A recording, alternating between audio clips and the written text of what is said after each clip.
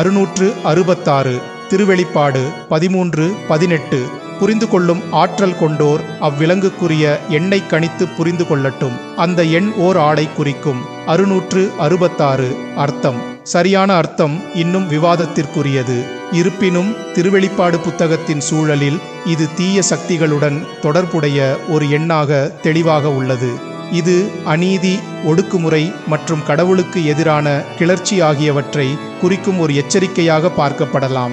666 இன்றைய பொருத்தம். 666 இன் அர்த்தம் இன்று பொருத்தமானது. இது தீமைக்கு எதிராக நல்லொழுக்கம் மற்றும் அறநெறியின் முக்கியத்துவத்தை நமக்கு நினைவூட்டுகிறது. மேலும் நமது சொந்த செயல்களின் விளைவுகள் மற்றும் நாம் பின்பற்றும் வழிகளை பற்றி சிந்திக்க ஊக்குவிக்கிறது.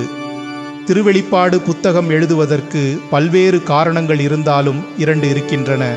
1ஆம் நூற்றாண்டில் கிறிஸ்தவ மக்கள் சந்தித்த பிரச்சனைகளை குறித்தும், உரோமை பேரரசு கிறிஸ்தவர்களை துன்புறுத்தியதை குறித்தும், பரிசேயர் மற்றும் சதுசேயர் செயல்பாடுகளை குறித்தும் மற்றும் அன்றைய கிறிஸ்தவர்களின் செயல்பாடுகளை குறித்தும் எழுதுவது 1வது நோக்கமாகும். எதிர்காலத்தில் என்ன நடக்கும் என்பது பற்றி உருவக அடிப்படையில் குறிப்பிடுவது என்பது 2வது நோக்கமாகும். இவற்றை எனவே நீ காண்பவற்றை, அதாவது இப்பொழுது நிகழ்கின்றவற்றையும் இனி நிகழவிருப்பவற்றையும் எழுதிவை. திருவெளிப்பாடு 1:19 என்ற விவிலிய பகுதியிலிருந்து நாம் புரிந்து கொள்ளலாம். திருவெளிப்பாடு 13:18 இதை புரிந்து கொள்ள ஞானம் தேவை. புரிந்து கொள்ளும் ஆற்றல் கொண்டோர் அவ்விலங்குக்குரிய எண்ணை கணித்து புரிந்து கொள்ளட்டும். அந்த எண் ஓர் ஆளை குறிக்கும். அது 666. யூதர்களை பொறுத்தவரை எண் 6 என்பது வெறுமை, முழுமையற்ற நிலை மற்றும் கடவுளோடு இணைந்திராமல் இருத்தலை குறிக்கிறது. எண் 666 என்பது எண் 6ஐ விட 3 மடங்கு உயர்ந்தது. 1 சாமுவேல் 17:4 கோலியாத்தின் உயரம் 6½ முழம் என்று குறிப்பிடுகிறது. கோலியாத் அழிவின் சின்னமாக இருக்கிறான். தானியேல் 3:1 60 முழ உயரமும் 6 முழ அகலமுமான பொற்சிலையை மன்னன் நெபுகத்நேசர் உருவாக்குகிறார். இதற்கும் எண் 6க்கும் நெருங்கிய தொடர்பு உள்ளது. 666 என்பது தீமையை குறிக்கிறது. உரோமை பேரரசர்கள் அனைவரும் கிறிஸ்துவர்களை துன்புறுத்தினார்கள். அதில் மிக அதிகமாக துன்புறுத்தியவர் சீசர் நீரோ. உரோமை எரிந்தபோது அவன் பிடில் வாசித்துக் கொண்டிருந்தான் என்பதை நாம் அனைவரும் அறிவோம். நீரோ 17 வயதில் பேரரசனானான். 14 வருடங்கள் ஆட்சி செய்தான். அவன் தாய் அக்ரிப்பீனா மிக மோசமான பெண்மணி. தன் கணவன் கிளவுடியுஸ்க்கு விஷம் கொடுத்து கொன்று பார்த்தாள். பின்னாளில் தன் தாயையே மன்னன் தன் மகன் நீரோவை பேரரசனாக அமர்த்தி அழகு நீரோ நீரில் அமிழ்த்திக் கொன்றான். தன் மனைவியை வயிற்றில் உதைத்து கொன்றான். தன் முகம் பொதிந்த நாணயத்தை அச்சிட்டு வெளியிட்டான். அதில் உலகின் மீட்பர் என்று பொறித்து தன்னை உலகின் மீட்பராக காட்டிக்கொண்டான். இவன்தான் அந்தி கிறிஸ்து. உண்மையில் மீட்பர் இயேசு கிறிஸ்துவே. யூதர்கள் மற்றும் கிரேக்கர்கள் அடிப்படையில் ஒவ்வொரு எழுத்துக்கும் ஒரு எண் கொடுப்பார்கள். அந்த வகையில் நீரோ சீசர் என்ற வார்த்தையில் உள்ள எழுத்துக்களை கூட்டி பெருக்கினால் 666 வரும். இன்றும் நாம் கூட்டினால் நீரோ பெயர் வரும்.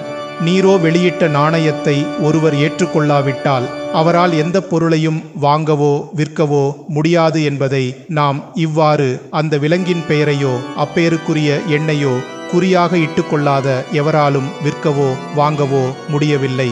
திருவெளிப்பாடு 13:17 என்கிற வசனத்திலிருந்து தெரிந்து கொள்ளலாம்.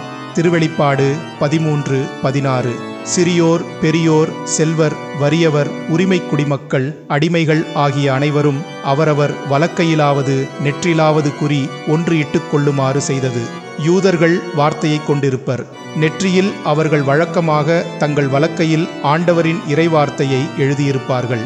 இதை நாம் இணைச்சட்டம் 6:8 உன் கையில் அடையாளமாக அவற்றை பட்டமாக அவை இருக்கட்டும் என்ற வசனத்திலிருந்து கட்டிக்கொள். உன் கண்களுக்கிடையே அடையாளம் தெரிந்து கொள்ளலாம். இங்கு நீரோ இறைவார்த்தைக்கு பதிலாக தன் பெயரை நெற்றியிலும் வலக்கையிலும் வலுக்கட்டாயமாக பட்டயமாக அடையாளமாக அணிந்து கொள்ள வற்புறுத்துகிறான். திருவெளிப்பாடு புத்தகம் எதிர்காலத்தை கிறிஸ்தவர்கள்தான் உரோமை எறிவதற்கு காரணம் என்று தவறான செய்தியை மன்னன் நீரோ பரப்பினான். பிற சமயத்தவர்கள் கிறிஸ்தவர்களை வெறுத்தனர். எடுத்துக்காட்டாக சிங்கங்களால் கிறிஸ்தவர்கள் கொல்லப்பட்டபோது எண்ணற்ற மக்கள் அவற்றை கண்டு மிகுந்த மகிழ்ச்சி அடைந்தனர் என்பதை நாம் வரலாற்றில் பார்க்கிறோம். நீரோவைப் போல இன்றும் நம் சமூகத்தில் ஒருவர் அல்லது ஒரு அரசு அல்லது பல குழுக்களைச் சார்ந்தவர்கள் கிறிஸ்தவர்களுக்கு எதிராக இருக்கலாம் என்பது வெளிப்படுத்தப்படுகிறது. திருவெளிப்பாடு புத்தகத்தில் 666 என்பது பின்வருவனவற்றை குறிக்க பயன்படுத்தப்படுகிறது.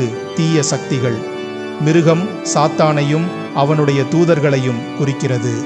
கடவுளின் எதிரிகள். மிருகம் கடவுளை எதிர்க்கும் அனைவரையும் குறிக்கிறது, அதாவது பொய் மதங்கள், அரசியல் அமைப்புகள் மற்றும் தனிநபர்கள். துன்புறுத்தல் அல்லது துன்பத்தின் காலம். மிருகம் கிறிஸ்தவர்களை துன்புறுத்தும் மற்றும் துன்பப்படுத்தும் ஒரு காலத்தை குறிக்கிறது.